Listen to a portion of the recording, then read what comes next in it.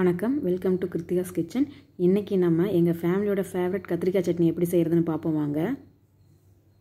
நம்ம கத்திரிக்காய் செய்கிறதுக்கு தேவையான பொருள் என்னென்னா, கத்திரிக்காய் 3.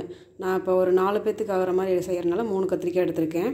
3 கத்திரிக்காய், வெங்காயம், ஒரு பெரிய வெங்காயம், நல்ல பெரிய சைஸ் வெங்காயம், தேங்காய் பூ, தேங்காய் மூடி அரை மூடி திருவுன தேங்காய் பூ, 4 பச்சை மிளகாய். இந்த சட்னிக்கு பச்சை மிளகாய் கம்மியாக போட்டோம்னா தான் நல்லாயிருக்கும். ரொம்ப அதிக காரம் கொடுத்தோம்னா சட்னியோட டேஸ்ட்டு காரம் எடுத்துரும். அப்புறம் 2 தக்காளி, அவ்வளோதான். வாங்க எப்படி செய்கிறதுன்னு பார்க்கலாம். இதெல்லாம் நம்ம கத்திரிக்காய் இந்த மாதிரி அடுப்பில் வேக வச்சுக்கணும். முதல்ல எங்கள் வீட்டில் விறகடுப்பில் தான் செய்வாங்க. நாங்கள் சின்ன வயசாக இருக்கிறப்ப கொஞ்ச நாள்லேயே கேஸ் அடுப்பு வந்ததுலேருந்து எல்லாம் கேஸ்லேயே தான் சமைக்கிறோம். கத்திரிக்காயை நல்லா வேக வச்சுக்கணும். கத்திரிக்காய் சம்டைம்ஸ் வெடிக்கும், அதனால் ஸ்லோ ஃப்ளேமில் வச்சு நல்லா வேக வச்சுக்கணும். ஃபஸ்ட் டைம் செய்கிறவங்க விறகடுப்பில் செஞ்சால் இந்த கத்திரிக்காயோட சட்னியே செம டேஸ்ட்டாக இருக்கும். ஆட்டாங்கல்ல ஆட்டி சாப்பிட்றது இன்னும் செம சூப்பராக இருக்கும். கத்திரிக்காய் நம்ம நல்லா திருப்பி விடணும். அது எல்லா பக்கம் ஒரே மாதிரி சூடு போய் கத்திரிக்காய் நல்லா சுடணும். அடுப்பில் நல்லா நெருப்பில் வாடினதுக்கப்புறம் அந்த கத்திரிக்காய் நல்லா சுட்டு உள்ளே வெந்துடும். கத்திரிக்காய் சீக்கிரம் வெந்துடும். அது ரொம்ப ஸ்பாஞ்சியாக இருக்கிறனால சீக்கிரமாக அது வெந்துடும். இப்போ இந்த கத்திரிக்காய் நல்லா வெந்துருச்சு. இதை நம்ம எடுத்துக்கலாம். பாருங்கள், சுற்றி தோலெல்லாம் கருகிருச்சு. அவ்வளோதான், ரொம்ப நேரம் சுட விடக்கூடாது. கத்திரிக்காய் பூராமே கருகி போயிடும். இப்போ இதை எடுத்து நம்ம தண்ணியில் போட்டு தோலை உரிச்சிக்கலாம். பாருங்கள்,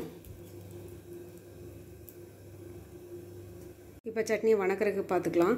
சட்னியை கடாயில் எண்ணெய் ஊற்றி நல்லா சூடானதுக்கப்புறம் வெங்காயத்தை போட்டுக்கணும்.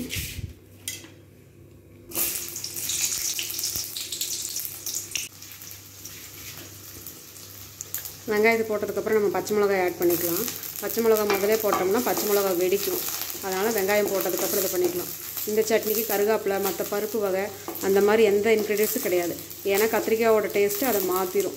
ஃபுல் அண்ட் ஃபுல் நம்மளுக்கு கத்திரிக்காயோட ஃப்ளேவர் கிடைக்கிறதுக்காக இந்த சட்னிக்கு இவ்வளோ தான் நம்ம போடணும். சட்னிக்கு சின்ன வெங்காயம் தான் பெஸ்ட்டு. இங்கே சின்ன வெங்காயம் கிடைக்காதனால நான் பெரிய வெங்காயமாக யூஸ் பண்ணிகிட்ருக்கேன். நீங்கள் சின்ன வெங்காயம் யூஸ் பண்ணுங்கள், அப்போ தான் ரொம்ப டேஸ்ட்டாக இருக்கும். இப்போ நம்ம தக்காளி ஆட் பண்ணிக்கலாம். வெங்காயம் வணங்கிட்டுருக்கு. இப்போ தக்காளி போட்டு நல்லா வணங்கிடுச்சு. இதுக்கப்புறம் நம்ம சுட்டு வச்ச கத்திரிக்காயை எடுத்து இதில் போட்டு வணக்கிக்கலாம். ஒரு 2 மினிட்ஸ் வணக்கினா போதும். கத்திரிக்காயை போட்டு பாருங்கள், கத்திரிக்காய் நல்லா வெந்துருச்சு. இப்படி தான் கத்திரிக்காய் வெந்திருக்கணும்.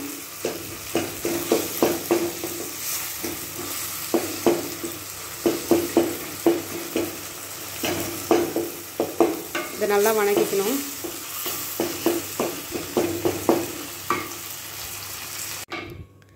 நம்ம சட்னி வணங்கினதுக்கப்புறம் கத்திரிக்காய் வணங்கினதுக்கப்புறம் அடுப்பு ஆஃப் பண்ணிவிட்டு தேங்காய் பூ மேலே போட்டுடணும். தேங்காய் பூ போட்டதுக்கப்புறம் நம்ம வணக்கக்கூடாது. ஆஃப் பண்ணிவிட்டு ஆற வச்சு எடுத்து ஆட்டிக்கலாம். இந்த பக்கம் நான் இட்லி ஊற்றி வச்சுருக்கேன். இந்த கத்திரிக்காய் சட்னிக்கு இட்லிக்கு தான் செம்ம காம்பினேஷனு. சுட இட்லியோட இந்த சுவையான கத்திரிக்காய் சட்னி வச்சு சாப்பிட செம்ம டேஸ்ட்டாக இருக்கும். எவ்வளோ இட்லி உள்ளே போகுதுன்னே தெரியாது. இப்போ நம்ம ஆட்டி வச்ச சட்னி ரெடி ஆயிடுச்சு. இதுதான் கத்திரிக்காய் சட்னியோட நல்ல கலர். இந்த கலர் தான் வரணும் பாருங்கள். 1/2 hour 1 hour அப்படி ஆச்சுன்னா கலர் சேஞ்ச் ஆகும். அதனால் அரைச்சி கையோடு நல்லா சாப்பிட்றணும். ரொம்ப நேரம் லேட் பண்ணக்கூடாது. சட்னியோட டேஸ்ட் மாறிடும். ஏன்னா கத்திரிக்காய் காரம் அடிக்கும்ல, அந்த டேஸ்ட் அப்படியே மாற்றி கொடுக்கும். சுட ஆவி பறக்க இட்லியும் கத்திரிக்காய் சட்னியும் ரெடி ஆயிடுச்சு. வாங்க சாப்பிட்லாம்.